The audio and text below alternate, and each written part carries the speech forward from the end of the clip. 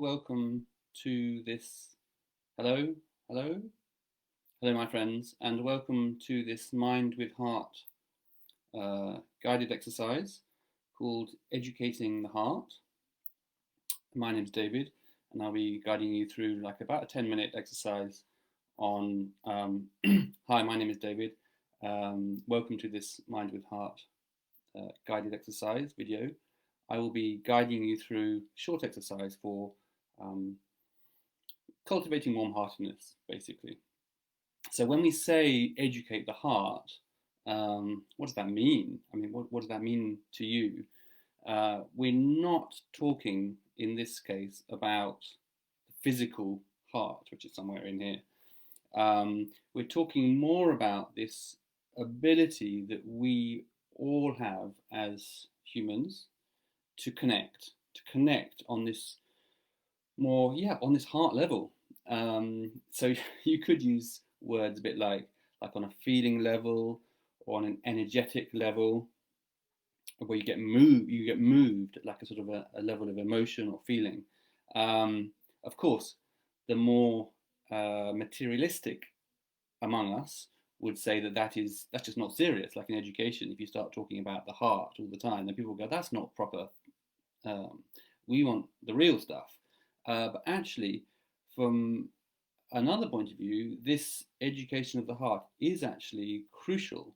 We all have this human perspective, and from our first person perspective, um, knowledge of and education of this more heart aspect or feeling aspect is what will give us that extra sense of meaning and fulfillment and stability and connection with others, with ourselves and with others in our life.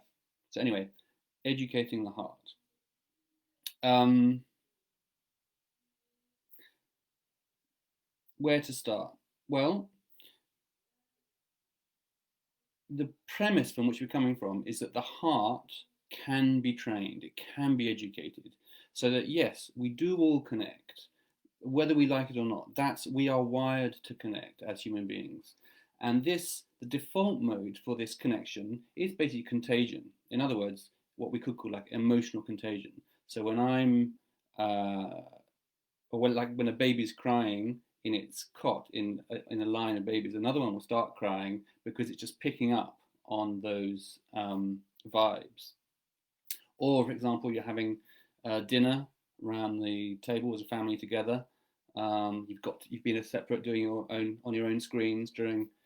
You're all at home, presumably doing your own thing, and then you get together maybe whenever, maybe in the evening, and you're having dinner. The mood of one person will is contagious with another. So if you're feeling a little bit frustrated, then that may escalate, or anger may escalate, if one is just acting through contagion. Our connectedness is merely just contagious.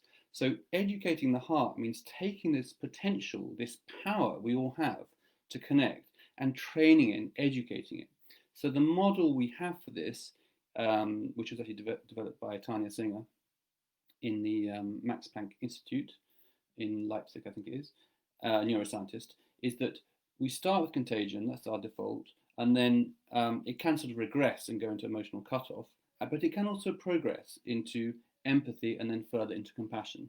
So this is a short exercise which we can use to help educate or cultivate or wise up our power of connection. So what we'll do is I'll guide you with an exercise, and you're invited to follow.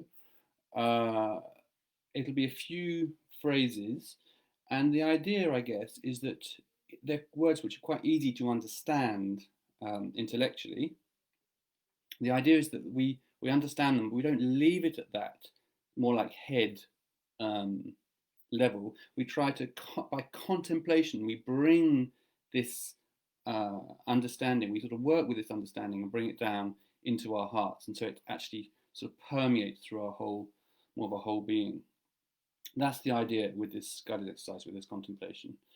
Um, so if you don't quite know, if you don't like any of the words I say, try to not get stuck on the word, but try to find an experience in you of what those words relate to, what they're pointing to. So with that, let's get going. Let's start with a few minutes of mindfulness to just settle. So maybe you've been having lunch or whatever. Let's just place all concerns to one side and establish a posture of mindfulness with the body relaxed and the mind bright. So the spine is straight, but the body has a sense of ease. And then just for a couple of breaths, placing attention on the in and out breath. So just breathing naturally, breathing normally, no special breathing. When you breathe in, you know you're breathing in. And when you breathe out, you know you're breathing out.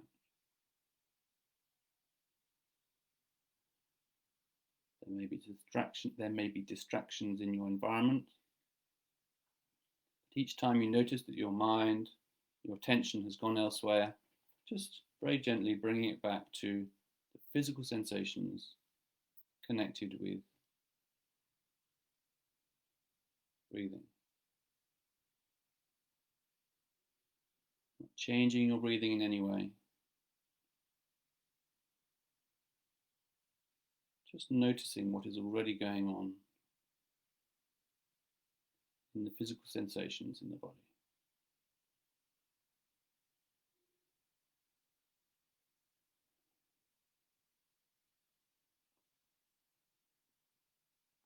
And now starting this exercise for cultivating warm-heartedness, I invite you to think of one person. It could be somebody close to you, maybe in the same living space as you right now, or maybe somebody a little further afield, maybe somebody that you see each day in the shop, or it could even be somebody that you actually actively have some difficulty with. In any case, just picking one person, one specific person, letting their presence fill your mind so that you are placing your attention on this person by way of any mental imagery or memories that you have.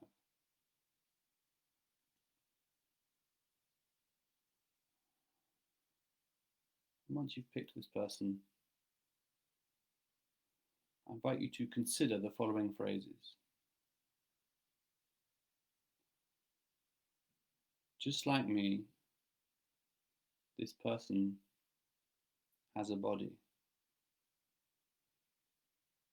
with certain needs and difficulties.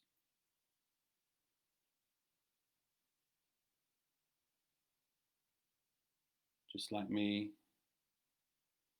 this body that they have has an immune system working hard.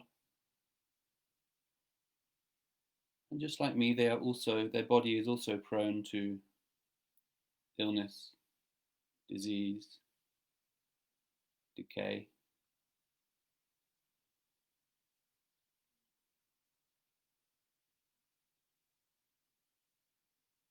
And you can add your own words or phrases here.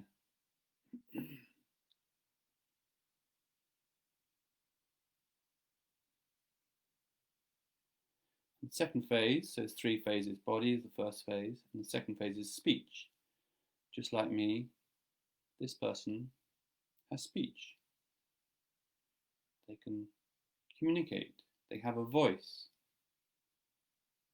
Just like me, this person has something to say.